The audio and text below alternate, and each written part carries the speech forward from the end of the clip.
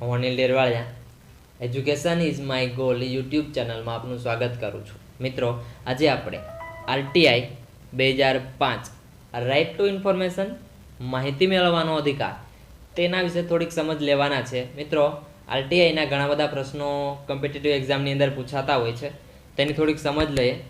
સાથે સાથે મિત્રો, મારી ચેનલને તમે સબસ્ક્રાઈબ નથી કરી તો સબસ્ક્રાઈબ કરી લેજો, ને જે મિત્રોએ સબસ્ક્રાઈબ કરી છે તેવા મિત્રોને ખૂબ ખૂબ ધન્યવાદ. આરટીઆઈનો થોડોક પરિચય લે. આરટીઆઈની અંદર કુલ 6 પ્રકરણ છે. આરટીઆઈનો જે કાયદો છે એ જમ્મુ કાશ્મીરની અંદર લાગુ પડતો નથી. માહિતી મેળવવાનો જે અધિકાર છે એની અંદર કુલ 31 કલમો આવેલી છે, અને માહિતી મેળવવાનો અધિકાર છે તે આવ્યા પછી માહિતી સ્વતંત્રતાનો અધિનિયમ 2002 રદ કરવામાં આવ્યો છે. ગુજરાતમાં આરટીઆઈનો એટલે કે રાઇટ ટુ ઇન્ફોર્મેશનનો અમલ 12/10/2005 થી કરવામાં આવેલો છે. જો તમને કોઈ માહિતી તમે માગો છો અને માહિતીથી સંતોષ ન થાય તો તમારે પ્રથમ અપીલ માહિતી માટે અપીલ અધિકારીને કરવાની હોય છે.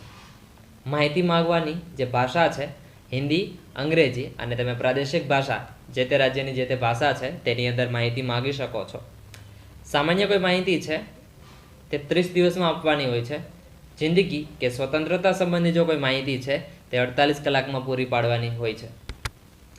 અલગ અલગ માહિતી માટે નમૂનાઓ હોય છે. માહિતી મેળવવા માટે તમારે કયો નમૂનો જોઈએ તો કે નમૂના નંબર ક.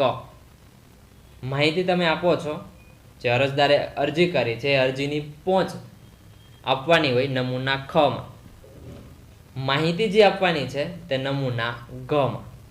માહિતીની અરજી તમારી પાસે માહિતી નથી અને અન્ય અધિકારી પાસેથી તો તમારે તબદીલ કરવાની હોય તો નમૂના ચમાં.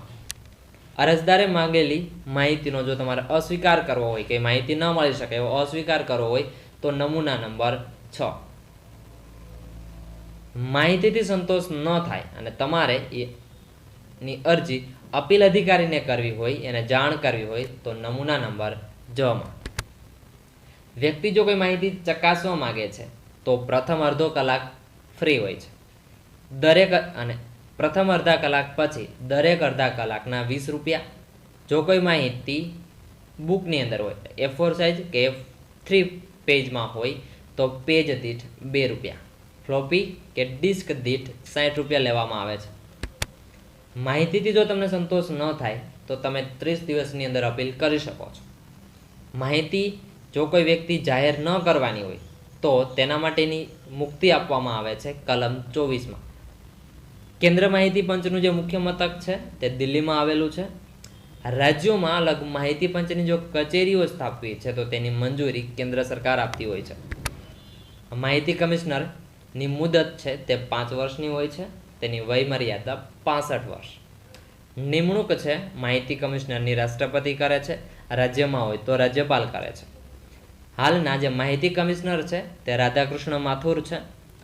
ગુજરાતના માહિતી કમિશનર હાલમાં છે VS ગઢવી. જો કોઈ અધિકારી ખોટી માહિતી કે અધૂરી માહિતી આપે છે તો તેનો દંડ અરજી કે માહિતી આપ્યાના દિવસથી દરેક દિવસના 250 રૂપિયા આપવાના હોય છે, અને સાથે સાથે વધુમાં વધુ દંડ 25,000થી વધુ કરી શકાતો નથી. મિત્રો, આરટીઆઈની માહિતી પસંદ આવી હોય તો લાઈક જરૂર કરજો. Thank you.